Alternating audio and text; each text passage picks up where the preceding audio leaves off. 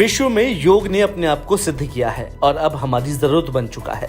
योग ऐसे में विश्व के सबसे बड़े लोकतांत्रिक देश भारत का महापर्व लोकसभा चुनाव धीरे धीरे अपनी गति पकड़ रहा है और इस गति के साथ ही चुनावी समीकरण भी बदल रहे हैं। जहां एक और प्रचार के रोमांच के दिन प्रतिदिन लोगों की मनोदशा बदल जाती है।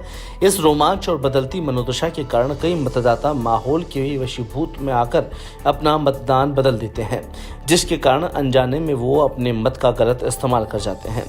इन्हीं सबको ध्यान में रखते हुए विश्व योग गुरु नवीन इन दिनों बीकानेर में एक अनूठा कार्यक्रम आयोजित करने की तैयारी में है, जिसका नाम होगा ध्यान से मतदान, जो कि बीकानेर के रेलवे स्टेडियम में आयोजित होगा।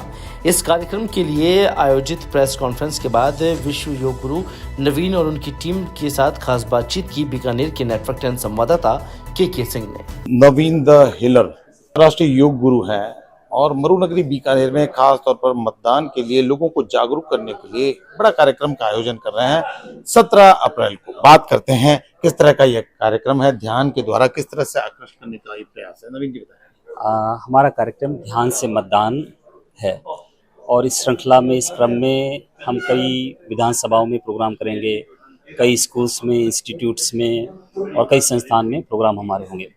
और जो हमारा मेन प्रोग्राम होगा वो होगा 17 तारीख को ध्यान से मतदान। उस प्रोग्राम में योग भी होगा और उसके साथ साथ योग मेरे अलावा मेरे प्रशिक्षित किए हुए कुछ किन्नर बंधु हैं, वो भी योग करवाएंगे। तो योग शिक्षक, किन्नर योग शिक्षक का ये पहला प्रोग्राम होगा भारत में भी शायद और बीकानेर में। उसके साथ साथ रामायण का मंचन होगा। इंडोनेशिया से आए हुए अंतर्राष्ट्रीय कलाकार जो बाली में, इंडोनेशिया में रामायण का मंचन करते हैं, वो बीकानेर की धरती पे आके रामायण का मंचन करेंगे। तो ये दो प्रोग्राम साथ साथ चलेंगे, एक साथ योग और उसके बाद बीच में रामायण का मंचन, ऐसे कर देंगे। लगभग कितने कलाकार? 8 अंतर्राष्ट्रीय कलाकार हैं जो रामायण का मंचन करेंगे। जहाँ राम को लेकर तमाम तरह के विवाद बात खूब कुछ हो रही है, कांग्रेस पार्टी के लोग या अन्य लोग, क्योंकि आचार संहिता का भी दौर है, इन सब के दौरान क्या ये सब कुछ करना क्या कितना वाजिब है? क्या प्रशासन इसमें सहयोग कर रहा है या प्रशासन ऐतराज कर रहा है? क्या इसमें कहीं किसी तरह का कोई ऐतराज नहीं है। राम, हम जैसा सब जानते हैं, राम ध्यानी थे, राम मर्यादा पुरुषोत्तम थे, राम संयमी थे और हम सब मतदाताओं को राम से सीखना चाहिए कि कैसे संयमित रहते हुए, ध्यान में रहते हुए, मर्यादा में रहते हुए मतदान करें। तो यही इसकी सीख है। तो मेन प्रोग्राम तो मैं करूँगा, लेकिन चूंकि किन्नर प्रशिक्षित हैं तो वो भी बीच बीच में एक एक आसन जनता को सिखाएंगे, तो उससे उनको कॉन्फिडेंस आएगा। जो समाज हाशिए पे छोड़ दिया गया है उसको इतना बड़ा मंच मिलेगा।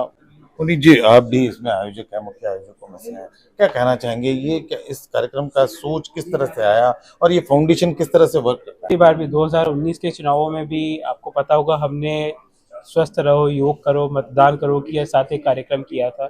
उस टाइम पे भी यही सोच थी कि किसी तरह का राजनीतिक कार्यक्रम होगा। उस समय प्रशासन को आपत्ति भी थी, और जब हमने कार्यक्रम किया, एक बहुत खूबसूरत रूप से निकल कर आया बीकानेर शहर में वो कार्यक्रम, जिसमें हमारा सोलली सिर्फ ये है कि उसमें मतदान में जो स्वीप प्रोग्राम चल रहा है, गवर्नमेंट अपने स्तर पे काम कर रही है, हम अपने स्तर पे काम करें। उद्देश्य एक ही है, किसी भी तरह से मतदान का रेशो आम जन में जागरूक करके मतदान का रेशो बढ़ाया जाए। शो में हमारे 7,000 के करीब लोग रेलवे ग्राउंड पे मौजूद थे और हमने मैक्सिमम अपना शहर में प्रचार किया कि अधिक से अधिक संख्या में मतदान किया जाए और उसका निश्चित रूप से फल भी मिला था। आप खुद देखिए 2019 में वोटिंग रेशो बढ़ा था। ये निश्चित रूप से बीकानेर में नवीन द हिलर जो कि अंतर्राष्ट्रीय योग गुरु हैं, उनका कार्यक्रम यहाँ पर होना है और तमाम तरह की तैयारियां यहाँ पर चली। आज पोस्टर का विमोचन हुआ है और बराबर यहाँ पर उम्मीद की जा रही है हजारों लोग हैं जो एक अंतर्राष्ट्रीय योग गुरु के इस कार्यक्रम को देखने के लिए मौजूद रहेंगे। वहीं एक तरह से अंतर्राष्ट्रीय कलाकार जो कि रामायण से जुड़े हुए हैं, वो रामायण की प्रस्तुति